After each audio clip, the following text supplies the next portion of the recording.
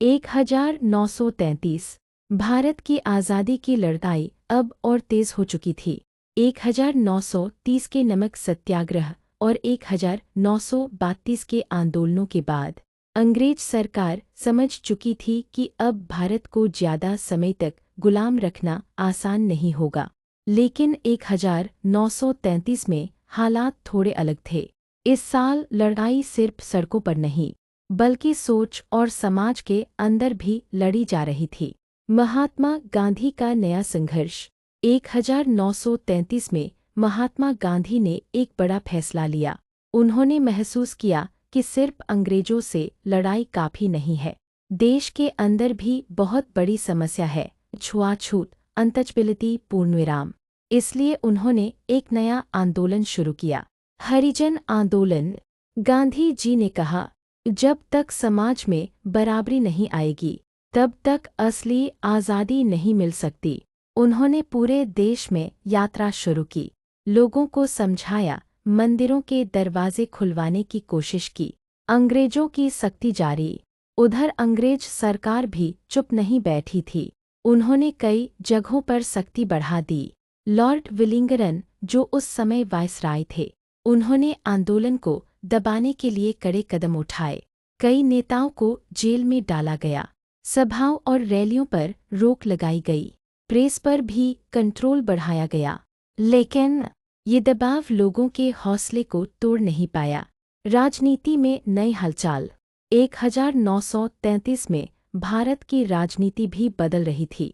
सुभाष चंद्र बोस जैसे युवा नेता उभर रहे थे, जो मानते थे कि अब लड़ाई और तेज होनी चाहिए।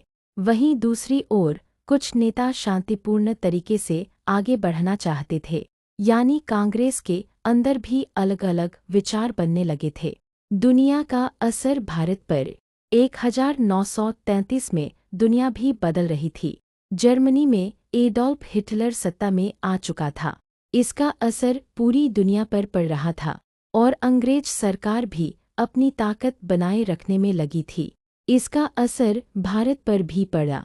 अंग्रेज अब और ज़्यादा सख्त हो गए थे, क्योंकि उन्हें डर था कि कहीं भारत हाथ से न निकल जाए। महिलाओं की बढ़ती भागीदारी। 1933 में एक और खास बात हुई। महिलाओं ने भी आंदोलन में बड़ी संख्या में हिस्सा लेना शुरू किया। रैलियों में शामिल होना, जेल जाना, समाज सुधार में हिस्सा लेना। ये दिखा रहा था कि अब आज़ादी की लड़ाई सिर्फ पुरुषों की नहीं रही। संघर्ष और उम्मीद। 1933 का साल शायद बड़े आंदोलन का साल नहीं था, लेकिन ये एक ऐसा साल था जिसने देश को अंदर से मजबूत किया।